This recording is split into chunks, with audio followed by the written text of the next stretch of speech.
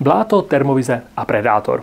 Motiv, kdy se celý hrdina zaplácá blátem, aby skryl tepelné záření svého těla, se poprvé objevil už v originálním filmu z roku 1987, kde si ho vyzkoušel Arnold Schwarzenegger. O více než 20 let později stejný trik zopakoval i Adrien Brody ve filmu Predátoři. Mohlo by to ale fungovat i ve skutečnosti? To záleží, koho se zeptáte. Ve 4. sérii Boříčů mýtů, konkrétně epizoda Crimes and Myth Demeanors číslo 2, se Tory Belleci opravdu namazal blátem a pokusil se oklamat tepelný senzor zabezpečovacího systému. Výsledek? Pastit. Bahno sice krátkodobě snížilo povrchovou teplotu, ale po pár minutách se začalo zahřívat a teplo z těla prozradilo jeho polohu. Predátorský trik, který v praxi nefungoval. Podobně dopadla i parta z kanálu Falcon Claw, který se specializuje na testování zařízení pro noční vidění a termovize. Ti ve svém videu použili špičkový termovizní přístroj v ceně přes 100 000 korun a výsledek byl stejný.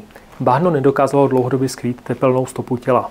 Kdo ale zaznamenal alespoň částečný úspěch, byl tým Corridor Crew. I když se ti primárně zabývají filmovými efekty a CGI, pozvali si do svého videa partu guntuberů se skutečnou vojenskou a taktickou výbavou.